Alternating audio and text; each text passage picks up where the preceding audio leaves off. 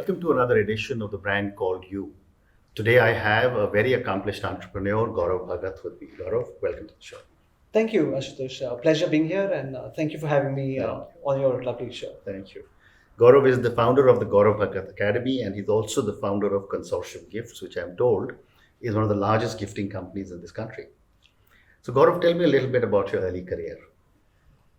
Well, in the gifting business, I kind of slipped into that by accident. It was still my first year of college when I actually started this company, and it happened, purely. So I always say that people get into entrepreneurship because of either aspiration or desperation. So unfortunately, there was a situation where I was tested, and hence because of some circumstances, I actually had to start something, and gifting just seemed to be one of those things I kind of slipped into, and it was interesting times because when I started out, it was operating from home. I was the sole employee, and today, 20 years later, we have now become perhaps one of the largest in the country. With we have now 8 offices across 6 cities. We have 100 people on board. We have global contracts, and things have been going well, and God's been kind, so I can't complain. Wow. And, you said you started when you were in first year college. How did you decide to select gifting? So it's an interesting story. So what actually happened is at the time, there was a friend and I, we used to go to the gym and we used to work out, and we were looking for, good quality, weightlifting gloves because they just didn't have them. At the time, gloves used to be those leather motorcycle, cut gloves. Correct. And I had a friend who was incidentally also an author. And she went, she was studying in the US at the time, and she brought back, a pair of weightlifting gloves, which we decided to, replicate over here. And we found someone who would actually make them for us. And, while we started making those gloves and marketing those gloves, this guy also made computer mouse pads. So this is, Y2K was across the corner, around the corner. And he said that rather than doing, what you're doing, why don't you start doing mouse pads with company logos on them? And that's how we actually started. So our first product was a mouse pad with our company logo. And we went ahead and we made those, and subsequently Compaq, the computer company, heard of those, and they gave us our first order of 20,000 pieces because they were selling PCs at a very rapid pace. Right. And that's how the journey in gifting actually began. So it was completely by accident. It wasn't supposed to happen, but it's just something that that started. So tell me, how does the dynamics of this business work? I mean, is it entirely based on occasions? Is it based on just an annual kind of requirement? How does it work? So things have changed a lot, and it's something that we saw about 7 years ago, that a trend was actually changing. Traditionally, gifting has always been about Diwali and New Year's, and when you tell people you do corporate gifting, they always think, oh, it must be the Diwali gifts, or it must be diaries or calendars over New Year's. The dynamics have changed drastically. Year on year, over the course of the last now at least 5 years, you will see a steady decline in gifting in the traditional sense. Diwali gifting is going less and less. People who did silverware and traditional gifting are actually losing as much as 20-30% in terms of top line every year on year. And things like diaries and calendars have kind of not been as fashionable anymore. I think the mobile phone has replaced a lot of those. So where gifting has now become very prominent, however, and very and is doing really well, is in the space of keeping employees engaged. So you've got large IT companies which are doing a lot to keep talent, not have attrition happening in their organization. So it's almost become more like a long service award and also something to engage employees. So from that perspective, gifting has changed quite drastically. And also it's being used for new customer acquisition and holding on to customers. So we see a lot of that. And we also see a lot of gifting being used in product promotion. So also, like when you buy one, get something free. So that product that comes along, that freebie is actually growing. So gifting in that sense has actually started changing quite drastically. Very interesting. So one of the questions I've often asked whenever someone sends a gift, Right. And especially if it's a corporate gift, like a T-shirt or anything else, they have this big logo emblazoned across the name. Okay. And I've often wondered that the person who receives the gift knows where the gift has come from. Right. And if the huge name of where the gift has come from is there, it'll never be used. Quite likely, Right? yes. What are your thoughts on this? And why do people want to put their name right across? So it's usually a good idea to have branding that is very subtle. Correct. When something is given, ideally the branding should be in such a way that the receiver knows where it came from, Absolutely. but anyone else who sees the person using it shouldn't. Yeah. So hence, if it's a watch, the branding could be in the back. If it's a wallet, it could be an embossed logo on the inside. If it's a card holder, the logo should actually be only once the card holder is open in a subtle way. So we always, in fact, recommend that the branding should be very subtle. Companies will, of course, want to promote their brand in a big way, but then what's actually going to happen is when you have a T-shirt that comes out with a logo that big, either it's going to be used as a night suit, right, or it's going to be given to the staff. So you're probably going to have like the drivers or the And the it staff. doesn't help the brand at all. It doesn't have the brand at all, and in fact, it's detrimental because sometimes then you actually see maybe the staff that's running the household chores wearing that T-shirt, and then the person is like, that was not my intention. Yeah. So we always say it should be very subtle when we do T-shirts for companies like, let's say, the Deloittes and the LinkedIn's and all of these, and these are not employee gifting. It'll be a very simple tag. It could be just something on the sleeve, like a very small woven label. So we try and keep it subtle and classy. So that's basically the intention that we would do on the gifting side at least. So you mentioned that gifting is changing quite significantly. From the old days when there used to be silver and glassware and ceramics. Right. What are some of the preferred gifts now? Again, a great question. And I think what is trending and very fashionable right now is actually sustainability. Okay. So people are looking at sustainable, eco-friendly options. When bags are being looked at, people are actually looking at bags which are made from recycled PET bottles. When we're looking at other sustainable materials, bamboo has become a flavor of the season, where there is bamboo speakers and bamboo power banks. Correct. So sustainability is something that is very, very popular. Utility is also something that's doing quite well. And in utility, technology seems to be right now the flavor of the season. And you have products like the voice assisted, so the Alexa assisted, Amazon products or Google and the likes that are now coming in. So voice assisted is big. Technology is actually big. Yeah. So these are some things that are trending. And then of course you'll always have the evergreens, be it like the drinkware and the wearables.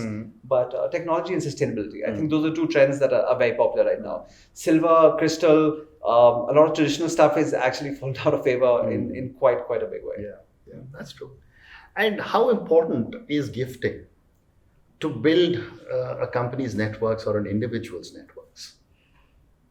It's a great way to break the ice and bring down barriers. That's something I've always felt, and hence it is a great leave behind. Even to be remembered post interactions actually happened. Gifting is never going to go away. It might not be like what it used to be. So even when you look at our Diwali, gifts that we receive and give, the quantum may have gone down over the years. What may have been there 10 years ago is now. But there are certain times when you meet key people, you would like to give them a gift that keeps you remembered. Sure. So maybe it's not about quantum so much now, but it is about giving something that stands out and is distinctive. So that's not going away anytime soon. That's not going away. Yeah. And my last question on gifting is on millennials. How are millennials changing the way you do your business? So, millennials and now even the Gen Zs, because you have a lot of them who are now coming into the workspace as well. They don't give it that kind of importance as some of the earlier generations would have. We've of course worked with a lot of people in PSUs and traditional businesses, and for them it kind of meant a lot more. I think for the millennials, if you deliver in terms of by virtue of the work that you do, in terms of the quality of the work, and you keep up your commitments, I think that means more to them as against a gift. Traditionally, with the older generations, I felt that suppose someone had not delivered as expected, but if you gave a gift, they would kind of overlook that. I think today what's happening is that for these guys, it's more important about keeping your word and keeping your timelines and everything else. That matters more than covering it up with a gift. So it might help again in kind of making you stand out if it's something unique, but it doesn't do the job as it would for the older generations. So Gaurav, let's move to your academy. Sure. Tell me a little bit about the academy and what do you do? Right. So the academy was something that was my passion really. And I'd always been selling. I'd been selling since the age of 6. I think I'd always been very interested in sales, and I was always doing various entrepreneurship projects even as a kid. So sales is something that was very, very dear and close to me. In 2017, I actually came across Grant Cardone, and Grant Cardone is the world's #1 sales trainer. He's based out of Miami in the United States, and it was his company that I had taken on for Consortium Gifts in 2017 to help us scale. Over the course of 6 months, we had already, using his methodologies, we had gone ahead and doubled our top line. And we were doing a significant number, but in 6 months, we were able to, use that and, the knowledge and everything else, and we were able to double our top line. In 2018, in February, exactly 2 years ago, actually, I was in Vegas, and that's where I met Grant Cardone. And Grant Cardone mentioned about how his work has helped companies around the world, but how the impact in India has been limited because people just didn't know him. And that's when I decided that, okay, I'm looking to get into training, I'm looking to get into public speaking, I'm looking to take up a cause and help people. And hence, we got talking and we took Grant Cardone's license for India. And that's how the Gaurav Bhagat Academy was actually formed later that year. And now we have an academy based out of Noida, and we're helping a whole host of companies, SMEs, in fact, even students and startups, a whole bunch of people across in getting the best possible knowledge that is on sales. Wonderful. And I've often seen salespeople in the US are far more aggressive, and I think they're able to communicate much better than I've seen salespeople in India. And you're training them with, a US collaborator. Right. What is the reason for the difference? So interestingly, even the way it was done in the States was quite different. I think you may have seen the movie The Wolf of Wall Street. So The Wolf of Wall Street had Jordan Belfort. Now Jordan Belfort was old school, where you had the aggression, and his whole thing was, I think his methodology was called pump and dump, right? And you come out with aggression, and you just basically go out there and you kind of just throw your stuff on everyone. So that's what traditionally sales meant in the US. Grant Cardone's methodology has been quite different. Here it's all about giving. Here it's about serving rather than selling. So it's a different methodology. But yet, what we have found by implementing some of those techniques in Indian companies, the results have been just phenomenal. And unfortunately, sales in India has not been taught the way it ought to. A lot of times, we just see companies who have aggressive targets, and they just hire smart people. They put them onto a uniform. They give them maybe a day or two of briefing, and they say, okay, go out and sell. And they're expected to learn on the job. And that's unfortunate because eventually they may get it, but it just really slows the cycle down. And I think with training, which could be, we run a training which is just 2 days of sales training, one of our boot camps, just 2 days of training can actually accelerate the pace to an extent where they can go out there and really hit the road running and give some great results. So unfortunately, the sales is not given the desired level of importance that it should. But we're hoping to change that now. And with your experience as a salesperson since the time you were 6, and with all the learnings you've had all over the world, my question to you is, what makes a good salesperson? Okay. So interestingly, I think some of the characteristics which are overlooked but very important. One of them is actually empathy. And I think salespeople need empathy because today the client expects you to have an emotional connect. I think too often salespeople, when they enter into a transaction for the first time especially, they're high on logic. And on the flip side, the client is at this time looking for an emotional connect. Now, as the sale moves forward and things are not going the way they should, then the sales guys start getting all emotional and desperate. Now, by this time, the client has shut shop and he's kind of a little more logical. So, interestingly, emotion is important, empathy is important. Of course, product knowledge is important. Attitude is paramount. Correct. When we say road to the sale, and we have a 12-step road to the sale that we actually teach, so attitude is actually the first. So attitude is extremely important. Doing the fact finding is extremely important. How you understand what the customer wants and present the solution, extremely important. People buy for 2 reasons. Either they fall in love or they're looking to solve a problem. So how can you make that happen as a salesperson? I think that's extremely important. And that is something that we help them gauge and figure out quickly. Very interesting. And my last question to you on the training is the training that you do measurable? And of all the students you've done or you've trained, Right. Have you seen a difference, or have their employees seen a difference? For sure. So we've had, so this is a monthly training that I conduct. We have 2 days at the Gaurav Bhagat Academy, which is in Sector 6 in Noida. We have an average batch size of between 30 to 40 people. Mm-hmm. So over the course of last, well, now it'll be our 13th month, we've had almost 400 people who've gone through the program. Mm-hmm. And we are measuring how they're actually faring. We asked, so there are groups where, they in fact send back their reports and all of that. I would say as many as 60% are operating at levels which were, even surprising for us. So when we say, okay, we can help, 10x your business, we have so many of these people who are actually on that path.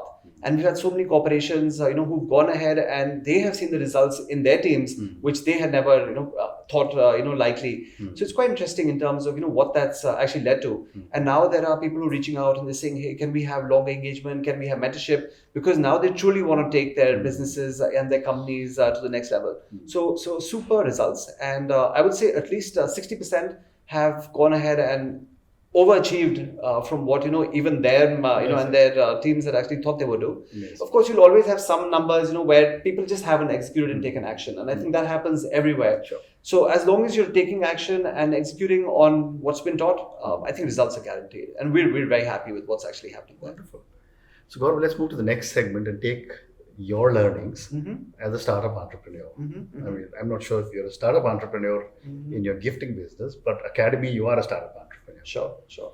My question to you is that based on all the people that you have known who have done startups and your own startups, what are some of the basic mistakes a lot of startup entrepreneurs make? Super question. And of course, I was a startup, even in the gifting space. Albeit 20 years ago. I know. And also in the academy, which is now just a business which is about 14 months old. I think one of the biggest mistakes that people make is they try and do everything on their own. I think they're very, very slow on building a team. And I think they're very poor with delegation. And I think they always believe that, they can do everything best and they shouldn't go about building a team. I think that's one of the biggest mistakes that people make. And even when I met Grant Cardone, this is a guy now who is worth $450 million, has companies which are worth billions of dollars. And when I asked him what was the biggest mistake that he ever made, is that he felt that he was a solopreneur for 16 years, where he was trying to do everything himself. So once that conversation was over, before I even left the States, I called up my EA and I said that let's build a team for the academy because we can't make the mistake that he's gone ahead and made. So I think definitely trying to do everything yourself, not building a team, and lack of delegation are some of the biggest mistakes that startups make. And hiring should never be thought of as an expense. I think too often they say, oh, we can't afford it and all of that. It's a big disservice that you do to yourself, your brand, and your business if you aren't building a team. Okay. So that's something that every startup must actually do. And the resources, you can come up with them, but just have the intent and put that out there. And my second question to you on startups is, at what stage should a startup start to scale up? Your gifting businesses, you said in 6 cities, 8 warehouses, 100 people. Right. Academy, you just started. Right. When do you think one should start to scale up? I think it's very important to have your goals in place and have actionable, measurable steps to achieving those goals. So now when someone is starting out, for them, they need to know where they intend to be, let's say at the end of, 3 months, 6 months, the first year. And hence, it's a difficult question for one to answer because one has to see, what is it that they wanted. Sure. There are some people I know who in the startup space and all they're looking for is just to keep themselves occupied. Correct. Right. So then in that case, they may not really have very ambitious goals. But on the other hand, you've got people who want to dominate their space by becoming, the largest in their city, the largest in the country, the largest in the industry. So hence, obviously, they may have more aggressive, goals and aspirations. And I think at that time, it becomes, a very, very critical question also is where the resources coming from. Where is the capital coming from? Are you going to be, self-funding this? Do you have access to debt that you could, actually pick off, the banks? Yeah. Or, will you have people to whom you can let equity go? But letting equity go means that, you now have a partner who may be in bed with you and hence, your goals might not, match with theirs. So I think it's something that actually depends from person to person, industry to industry, company to company. What do they really want? Correct. So basis that Okay. I think the Point answer taken. actually varies. Point taken. Great answer. Mm-hmm. So now time for a few questions for you personally. Mm-hmm. Mm-hmm. After a successful career as a businessman, um, have there been any people who have had an influence on your life? Mm-hmm. And if yes, what have you learned from them? Great. So of course, a whole lot of people. I think starting out, my dad was perhaps one of the first people who really influenced me, and he'd, of course, been an entrepreneur, and he has his ups and downs. And they were in Calcutta, and at the time of the Marxist movement, they actually had to move out of their factory, and they had employed, I think, 800 people, and they had to walk away with nothing but just their bags, that they could pack and leave with them. Yeah. So I think.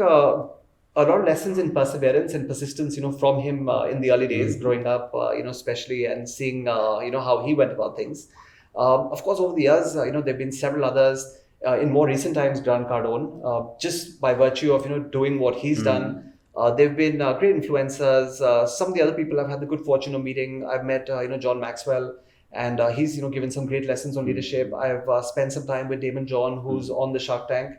And he's done fantastic things with Fugu, which was his company, and now the Shark Tank series. So again, a big influencer. Of course, in my industry, there were people that we looked up to. Perhaps over time we outgrew, but it's important to have mentors. Correct. If you want to climb Mount Everest, you're not going to try and do it from a path that's never been done before. You want to go to base camp 1, 2, 3, do the Hillary steps and get to the top. So I always feel whichever industry that one chooses, they ought to find a good mentor. And there will be times that you will outgrow that mentor. There were people in the gifting space who we looked up to, and we said, oh, this person can teach us, all the steps, in terms of dealing with China and all of that. And 5 years down, you may have outgrown them. But there will still always be someone else to look up to. Like today, my mentors in the gifting space are some of the largest companies in the world. Right. I just flew back from the US last night. And I spent time with Brandvia, which is a company which does about $100 million. They have all of Silicon Valley's biggest clients from Cisco and LinkedIn and Netflix. They have them all. Now we handle their India business, for them. But these are the guys we look up to. I was in Chicago and I spent a day in Bloomingdale where there was a warehouse which probably had about 340,000 square feet of warehousing. Right now, that's a gifting company where it was aspirational. And I said, and I told MJ, and I said, hey MJ, I said, in 5 years, this is where we'd like to be. So I think you always have to keep growing, keep learning, and keep finding who are the best in your industry, and kind of following in their footsteps. So there'll always be mentors, and I think one must always find them, identify them, and work with them. Wonderful. So my next question to you is, what would be 3 words that define Gaurav? 3 words that define Gaurav. Interesting. I think dedicated, disciplined, and relentless. Okay. So these would be, I think, 3 things. Maybe you could throw in a little bit of innovation as well, because I have, that streak in me, and I've always felt that innovation is important in whatever you do. So maybe I would say 4 words. So those would be the 4 words. Perfect. Very good. So my next question is on failure. We don't teach our children that it's okay to fail. And that manifests itself in our behavior patterns all over as we grow up. Right. Yet we fail all the time. Of course. You, in your case, what have been some of your learnings from some of your mistakes or your failures? So, without a doubt, there will be failures. Sure. Till date, we continue to make mistakes, that sometimes, come back and haunt us. I think one is, it is okay to fail. And I think our children, I have young children now, my son's 13 and my daughter's 9. And one thing that we've done with them as well is that we told them it's okay. If you actually did get bad grades in school, and my wife and I both went to Sanaa, and Sanaa was a school which wasn't big on grades, but we did okay in life. And we've told them the same thing, that it's okay to have a bad a test, a bad result, not do so well in a sport, but try and learn something from what actually happened. So I think even as entrepreneurs, from failure we must learn and try not to repeat those mistakes. Because if those mistakes continue to happen, it's going to snowball into this catastrophic result, which will result in you, if not shutting down your business, at least losing that spark. And I think if that happens, that's unfortunate. So failure will happen. I think we just need to learn lessons. I know it's like cliched, but we need to learn lessons from failure. And if we don't do that, well, then we're in a bit of trouble. Wonderful. So my last question to you, and this is addressed to you as a startup entrepreneur, and this is for the benefit of the thousands of people who are going to watch us and listen to us. Sure. What would your advice be to a young individual starting off on their startup journey? Right. I would say that know your why. Know why you're doing what you're doing. And if your why is strong enough, everything else will fall into place. Okay. So that'll be the reason why you will jump out of bed, even when you don't feel like, and extremely important. So of course, Simon Sinek's got that, great segment, which is on YouTube. And then of course, the books there as well, which is Start With Why. I think they must know their why, and they must know why they do what they do. Because, as, he even says in segments, it's not about, the how and the what. I mean, that doesn't excite anyone. Correct. When I say my why as the Gaurav Bhagat Academy is to help 100,000 business owners create 100 jobs and help 900,000 working professionals lead the 10x life. Now that's something that's powerful. So even on days when, I don't really feel like it, I will still jump out of bed and I'll say, not for myself, but I owe it to all those people who I need to really help. So I think for anyone who's starting out, know why you're getting into what you're doing, and try and build a strong enough why, because even on the days then when you're beaten down and you're out, it is your why that's going to see you through. So that would be my advice to anyone who's starting out and looking to make a difference. That's great advice. Gaurav, thank you very much. Thank you. It's been a pleasure speaking to you. Lovely. Thank you so much. Good to be here, and thanks so much. Thank you for listening to the Brand Called You podcast. Be sure to visit tbcy.in to join the conversation, access show notes, and discover fantastic bonus content. You can follow us on YouTube, Twitter, Facebook, and Instagram. Simply search for The Brand Called You. Thank you, and see you next week.